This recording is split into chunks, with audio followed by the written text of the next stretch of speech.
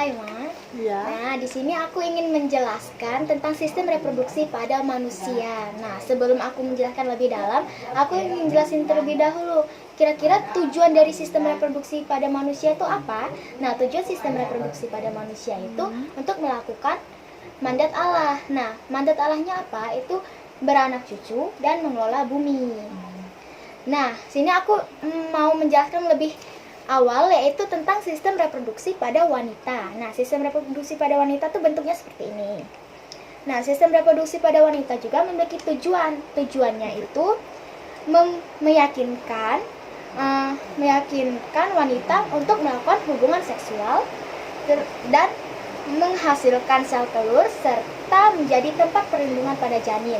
Namun selain itu juga sistem reproduksi pada wanita juga itu berperan itu dalam siklus menstruasi dan memproduksi hormon seks pada wanita. Nah, di sini aku ingin menjelaskan juga kira-kira pada bagian sistem reproduksi ini fungsi-fungsinya apa. Yang pertama aku ingin menjelaskan yaitu ovarium. Nah, ovarium ini memiliki sel telur yang di sana dan fungsinya itu untuk melepaskan sel telur yang telah matang. Nah, bedanya ovarium sama ovarium ligamen itu apa? Ovarium ligamen itu merupakan atau berfungsi menjadi tempat yang bekerja sama untuk menjaga kestabilan ovarium, sedangkan ovarium itu menjadi tempat sel telur yang ketika telah matang sel telurnya akan dilepaskan. Nah, sel telur yang telah dilepaskan itu akan ditangkap oleh fimbrie. Nah, fimbrie itu ada di bagian sini, dekat ovarium. Nah, setelah sel telur berada di fimbrie, maka sel telur akan disalurkan melalui fallopian tube atau menjadi saluran yang mempertemukan sel telur dengan sperma. Ketika sel telur yang telah dibuahi oleh sperma itu akan berjalan memasuki uterus fundus.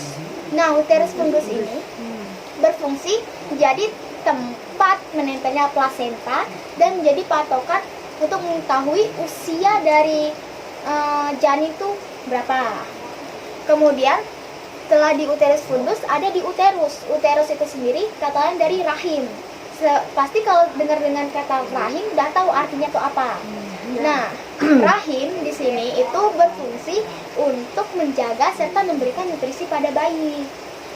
Nah, kemudian sini ada yang namanya myomaterium. Myomaterium ini merupakan otot-otot pada rahim. Nah, otot-otot pada rahim inilah yang memberikan efek kontraksi pasca melahirkan atau efek kontraksi pada menstruasi. Kemudian bedanya myomaterium serta endomaterium itu apa? Endomaterium ini merupakan tempat penempelan plasenta atau planasi embrio situ. Sedangkan kalau perimaterium ini merupakan bagian luar dari rahim yang menjaga agar rahim tidak tergesek oleh organ-organ lainnya. Kemudian ada cervical canal serta cervix. Cervical canal dan cervix ini merupakan bagian yang memiliki fungsi yang sama, yaitu menjadi jalur keluarnya bayi atau darah menstruasi. Kemudian terakhir ada vagina. Vagina ini pasti sudah tahu dong fungsinya apa. Vagina ini menjadi jalur masuknya sperma serta menjadi jalur akhir keluarnya janin atau darah menstruasi. Nah, sini aku ingin menjelaskan lagi. Ternyata di sistem reproduksi pada wanita ini juga memiliki penyakitnya. Nah, penyakitnya apa? Penyakitnya itu ada infeksi menular seksual yang sering kita kenal yaitu HIV. Nah, tapi kalau di perempuan, tanda-tanda yang diberikan HIV-nya itu yaitu ada keputihan yang tidak normal. Kemudian ada penyakit nih. Kalau bisa dibaca. Ini ada penyakitnya yaitu endometriosis. Endometriosis itu merupakan penyakit di mana ada suatu jaringan yang harusnya tumbuh di dalam rahim, tapi ini tumbuh di luar rahim. Kemudian ada penyakit sindrom ovarium polikistik, di mana adanya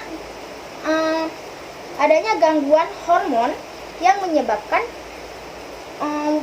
sistem reproduksi ini memproduksi hormon androgen yang harusnya ada di pria tapi ada di wanita.